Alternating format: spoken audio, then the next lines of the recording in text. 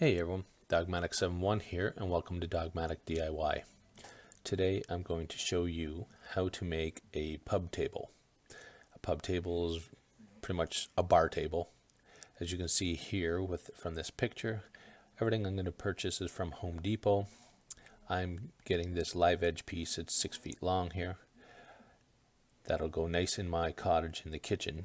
Since the kitchen's smaller, I didn't want to put an actual dining room table. Pub table would be nice with some bar stools.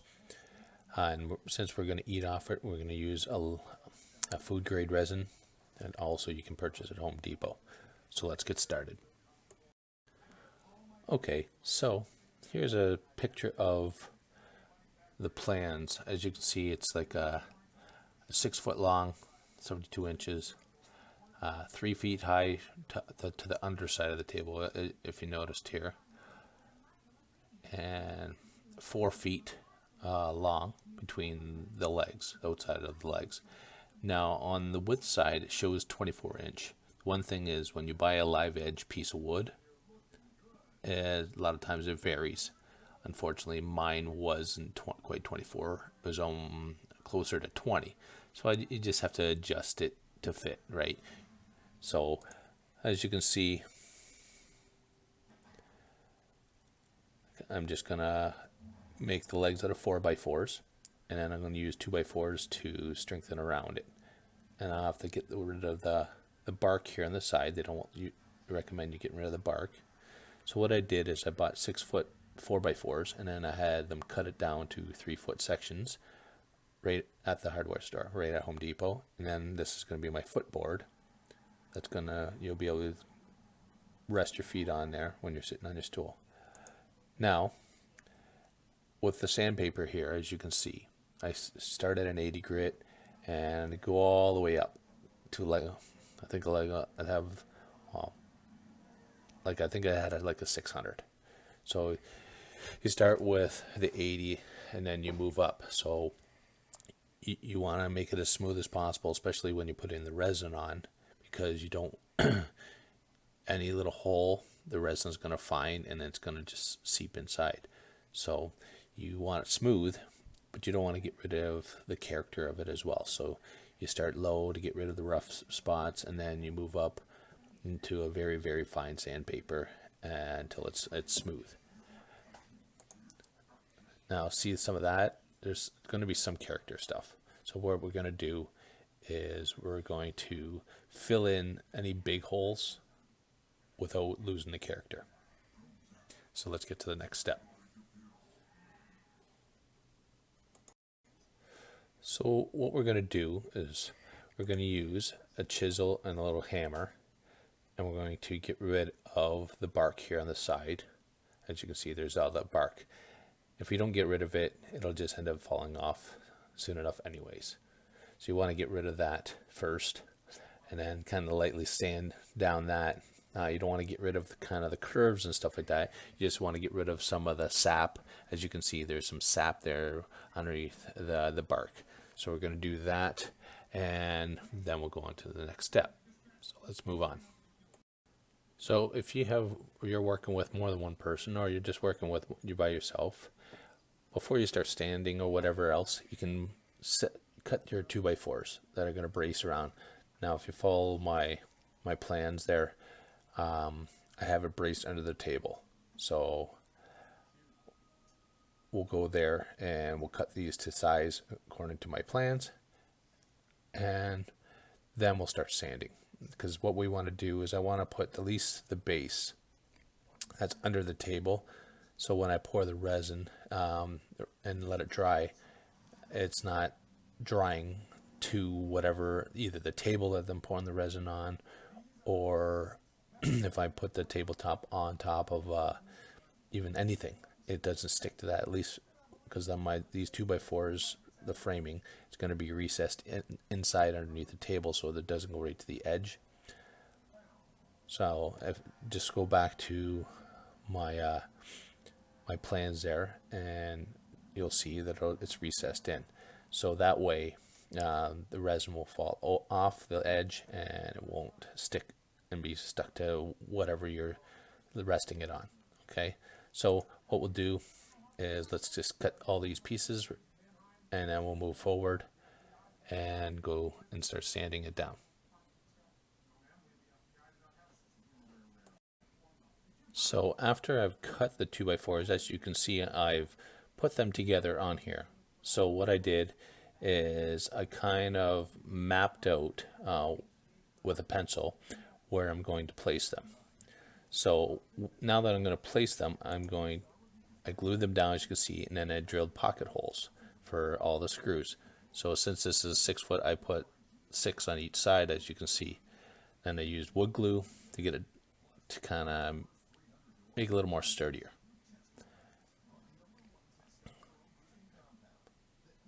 Now, as you can see, I screwed it together first to make kind of like a rectangle, then glued it on there, and then I drilled the pocket holes, and then I put the screws in for the pocket holes. So let's get to the next step. So now that underneath is all screwed on and glued, the 2x4s underneath the table are all ready to go. I'm going to flip it over. As you can see, the bark has been removed. So now we're going to end up having to sand it. As you can see, I picked a better side that has less, still has character, but has less big things that need fixing. So what we'll do is we'll sand the sides down and we'll sand the top down, starting with the thick stuff, the thick sandpaper like the 80, and work our way up to the 500-600 sandpaper until it's smooth. Now remember, the sides, you don't really want to lose the shape too much. You don't want to square it off, or else you might as well just buy plywood. You want kind of the curves to still be around, so you just want to sand it until it's smooth and you got rid of the glue and everything else. Okay, so let's move on to the next step. So now that we're done sanding, you want to wipe it down and make sure there's no dust too. You don't want to pour the resin and then there's dust in there, because then that'll be a pain to get out. So as you can see here, I added a little bit of wood filler there and a couple little cracks there. It didn't ruin any character. I just wanted to fill some holes. See there, and then the top right there, you can see I left that character there because that'll actually make it look really nice. And you can see how the curves are still on the sides. I didn't get rid of the curves. It's still kind of wavy on there. So you don't want to get rid of them. It adds that good character to it. So let's get to the next step. Okay, so what we did is we have poured the first coat of the resin on. Now, as you can see, now you'll see some bubbles here. See there? I'm going to show you how to get rid of the bubbles there. Now you see how the dripping is? If we go back, let's go back here. You see how it's dripping. See, if I didn't have my base here, that would have been just poured and been along the side, and then it would have stuck to whatever this tabletop was sticking to. So here is what we have. We have part A resin and part B activator. So when you're going to pour the resin on the table, you want to mix those two. Follow directions, as both of them aren't, they might not be equal parts depending on what you have, right? So make sure you're going to pour this on your wood fairly quickly after you mix it, because you're going to have to mix, I think they say it's like 5 minutes they have to stir constantly to mix it. And then you have to pour it on there fairly quickly because it starts to harden. Now here's the box, what I got from Home Depot. It's Varathane barred table. It says one coat is as thick as 75 coats of varnish. And just a caution here, since it's a table, I end up having to put 2 coats on here. So make sure you don't pour this whole thing, mix the whole things right away. I use this coffee plant and I use this plastic trowel to kind of level it off. So you'll like pour it down the middle of the table, and then you kind of brush it to the edges. And you kind of, it'll end up leveling itself out, but you get a lot of the cracks there. The resin seeps in. That's why sometimes you need 2 coats. Because what I noticed is there's little cracks in there, and all the resin kind of sucked right in there, and it kind of made it a little uneven. So I ended up doing a second coat afterwards, and that kind of leveled it off really nicely. And now it's really thick, right, and durable, but it looks amazing. So let's get to the next part here, where I'll show you how to get rid of the bubbles. So before I show you the blow dryer thing, I want to show you well, look, see how I left that edge there for character, and you see there's the wood filler and some of it, and you can't tell. See, it looks still adds nice character. And then there was the one side that's nicely sanded, adds a nice shine to it. But it's hard to see on the camera, but you can see some of the spots. It's kind of seeped in already, and there's not a lot of resin in that spot, so it kind of makes it uneven. So let's go to the blow dryer part now. So here I'm going to show you the blow dryer part. Now, what you want to do is blow dryer will kind of gets rid of the bubbles. So, I don't know if you can see some of those bubbles in there in that camera work. You just keep the hair dryer moving. You want to put it on the hot setting, but you got to keep it moving, because if it sits still, it'll burn things. Now you see how the resin's kind of moving. Once it stops, doesn't move like that, then you know it's kind of drying. See, it's still kind of, it'll still, when it's kind of moving like that with the blow dryer, then you know that it hasn't taken a real solid form yet. But you got to make sure you try to get as many of the bubbles out within 10-15 minutes, because after that it's going to be very hard. It starts setting really quick, so you want to make sure that you're blow drying it pretty good. It's looking hard for all the bubbles, and kind of paying attention to, because what happens is when I noticed when it, say, go into this piece here, well, if there's little crevices in here, the resin will seep in it, and also will create little bubbles, like air bubbles. So it's like this, the air inside is getting filled in by the resin, so it creates a little air bubbles. So you get that. So you go over to blow dryer with it, and it's gone. And then you go to another section of the table. Make sure you look back again, because there's a good chance that you're going to have more bubbles, especially if it's still filling those air gaps in for some reason. So just try, because I think they say it sets pretty good within 20 to 30 minutes. So if you're not done blow drying by that, then you might end up having permanent bubbles in there. It is not crazy. It's not terrible if there's one or two in there, but if you have a whole, like a mass of them, like once you pour that in and you got it all leveled out, you're gonna notice there'll be little groups of lots of bubbles all in certain areas too. So you want to at least get the majorities of them out.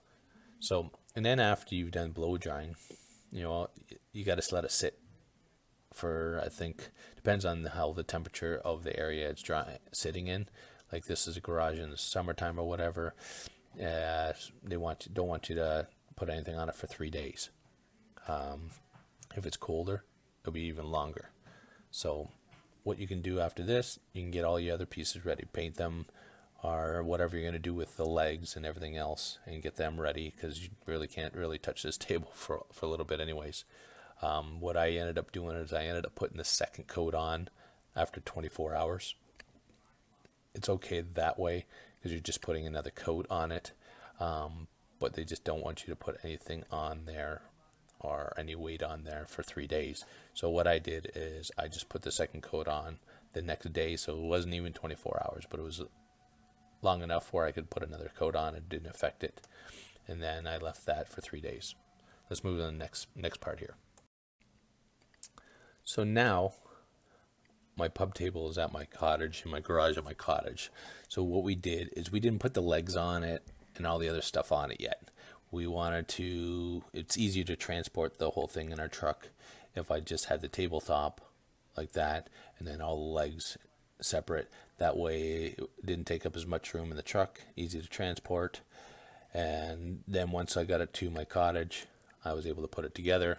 As you can see, I still don't have the 2x4 braces down at the bottom here. We're going to put that on, and the foot guard on, or the footrest on there as well. So let's go take a look at that part. Okay, so now as you can see, is we have the lower section 2x4s and my little footrest. I decided to stain the footrest. I didn't put the resin on there.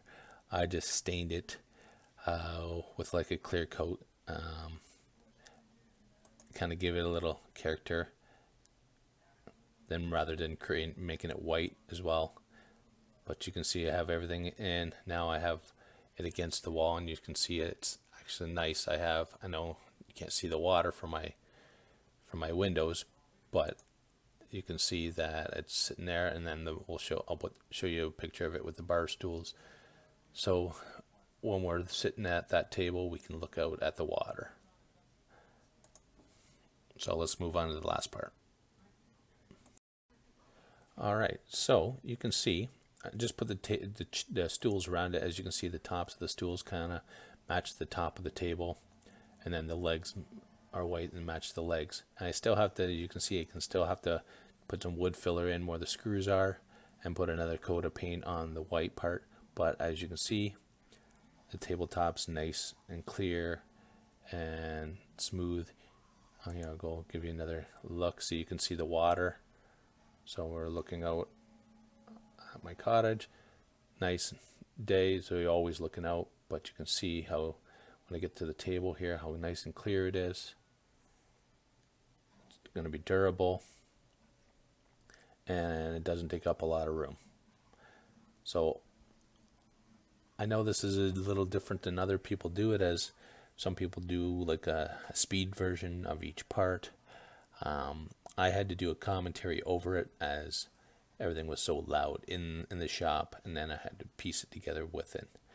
I'm going to see how this works compared to how it works with other parts, as I usually am not working in my own garage. I'm usually working in somebody else's garage, so there's a lot of noise around. So hopefully you guys understood how this was built. Take a screenshot or take a picture of my my blueprint or my hand-drawn sketch there of how to build it. And if you have any questions, leave in the comment section below, and I'll gladly answer them for you. If not, just let me know if you like the way the video went. If you didn't, also in the comments. Even if you like my new intro, I have a new intro now. As you can tell if you watch my older videos, I felt since I'm changing formats, I should change my intro. So let me know if you like the new intro. Also, hit that like and subscribe button, hit the bell to be notified when I post another video. I plan on doing more stuff like this, so hopefully you like the change. So just hit that like and subscribe button, and we'll talk to you later.